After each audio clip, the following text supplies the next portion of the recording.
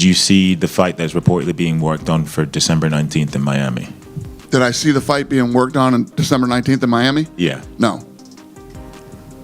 Do you know which fight I'm talking about? No. Fair enough. Oh, Jesus. That's a bad idea.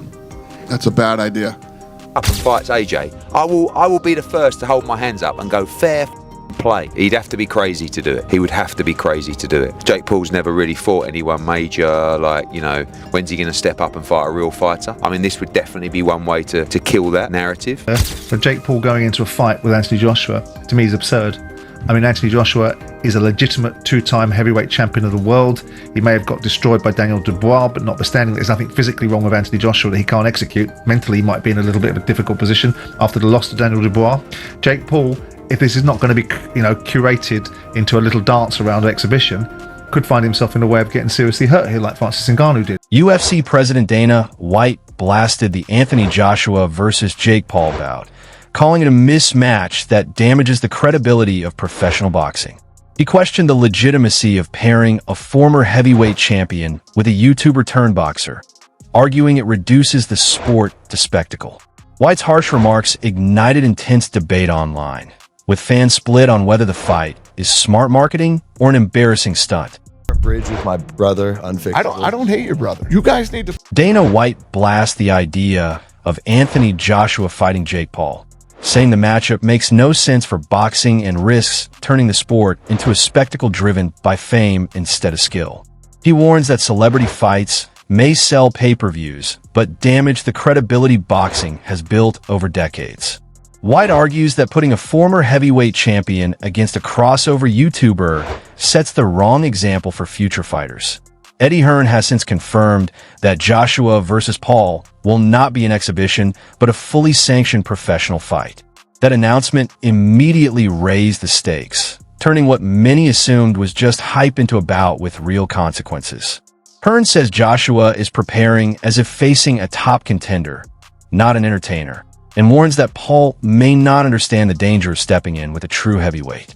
With the fight moved to December 19th after the Tank Davis cancellation, the boxing world is in a frenzy of debate and anticipation. People around him that will be saying to him, mate, Anthony hasn't boxed for a year and a half. Mate, Anthony got dropped in his last fight. Anthony's head's all over the place. He's gone. So listen, fair play. If he steps up and fights AJ, I will be the first to hold my hands up and go fair fucking play. He'd have to be crazy to do it. He would have to be crazy to do it. Jake Paul's never really fought anyone major, like, you know, when's he going to step up and fight a real fighter? I mean, this would definitely be one way to kill that narrative, but it would be a dangerous one. If we're offered it, and the money that I know is inevitable in a fight like that, it would be very difficult for us to turn it down. And I know some people will find a reason to not like it and moan, but I'm just going to give it to you straight always. We were going to have a run out this year in an 8-rounder against someone in the top, I don't know, 120 on BoxRec that you've never heard of. We could have a run out against Jake Paul, end him in boxing forever, get rid of this whole little silly thing, and make about 50 or 60x in the process. How can you turn it down?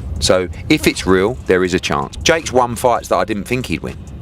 And Jake has got a lot better over the last couple of years. He ain't in Anthony Joshua's league, that's for sure. The only way this fight happens, if it's a fight, it's a sanctioned fight. I mean, ultimately, it's a cruiserweight stepping up to fight a heavyweight. I mean, previously, what did you have? You had a lightweight fighting a cruiserweight, but that was an exhibition. This is no exhibition. This is the 10-ounce big boys, and this is a real fight. We've already really got our plans with Turki Al-Sheikh for 2026, which is ultimately to fight Tyson Fury, but also to have another fight in February. We got the phone call to say, look, obviously Gervonta's out, would you be interested in December? And the only other options we had for December was to do an 8-rounder on a card somewhere, which I didn't even know was going to happen. So I said to Nikisa, if you're truthful about this, which he assures me Jake is, then it could happen. So let's live in the real world, yeah? And let's just, everybody stay calm and make logical business decisions. What would you do, right? And please don't give me the, yes, but you have to think about the legacy here. You can't eat legacy, and legacy is so important. By the way, he's an Olympic gold medalist, a 2-time world heavyweight champion. The legacy's okay. I wouldn't let him not take this fight. I would push him in the ring to take this fight. So if you want to blame someone, blame me. Just relax. One, I don't even know if it's going to happen. Two, if it does, just relax. Enjoy us going in there for boxing and sticking one on his chin. We'll go back, we'll fight Tyson Fury, etc. So just relax. But how can you say no? How can you? After defeating Julio Cesar Chavez Jr., Jake Paul confirmed that a fight with Anthony Joshua is now very likely. But after the sudden cancellation of his bout with Hank Davis, The matchup has been pushed forward and is now set for December 19th. The unexpected change has intensified debate, with fans questioning whether Paul is ready for a former heavyweight champion or if this fast timeline is more spectacle than sport. I like the challenge. People, that's the criticism. Fight someone in their prime who's a beast. I think people just want to see me lose. That's really what the message is behind it all.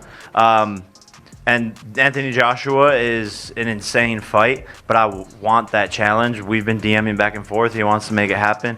He called me up, and it's looking very likely for next year. Now, I know you're after a world title, but if that doesn't materialize, I know the Tommy Fury name has been floated about. Is there any other fighters who may not be world champions that you're looking to face? Yeah, I mean, Anthony Joshua. I think that's the main one that, we've talked a lot about is if it's not for the title, it's looking at Tommy, if he's reasonable, and then Anthony Joshua. And he's adamant that he wants to make that fight happen at the end of 2026. Anything's possible. And so I like the challenge. People, that's the criticism. Fight someone in their prime who's a beast. I think people just want to see me lose. That's really what the message is behind it all.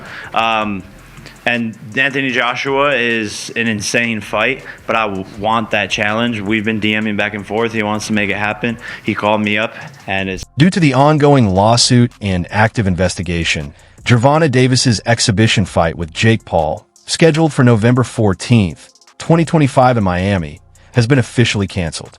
Most Valuable Promotions confirmed they cannot move forward with the event given the seriousness of the situation.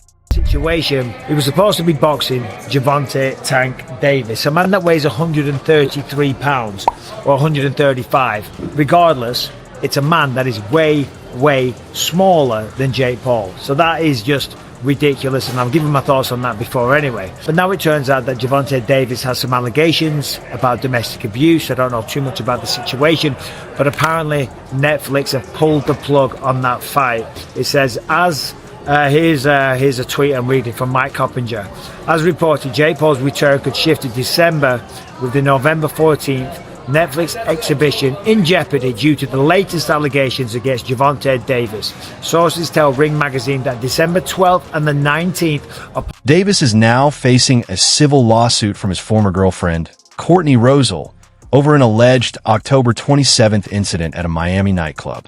Rosal accuses him of battery, aggravated battery, false imprisonment, kidnapping, and emotional distress, claiming he dragged and assaulted her in several areas of the club.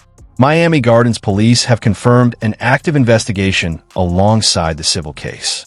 Boxing champion Gervonta Tank Davis faces new abuse claims from a woman who claims to be his ex-girlfriend.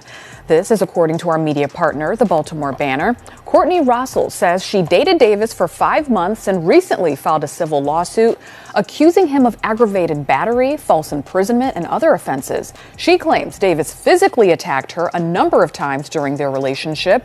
Russell claims the most recent incident was Monday at a Miami nightclub. Davis is scheduled to fight Jake Paul in Miami on November. Jake Paul's bold call-out of two-time unified heavyweight champion Anthony Joshua has stunned the boxing world. Many are shocked that Paul, with his limited experience, is making such confident claims against a fighter of Joshua's proven elite caliber.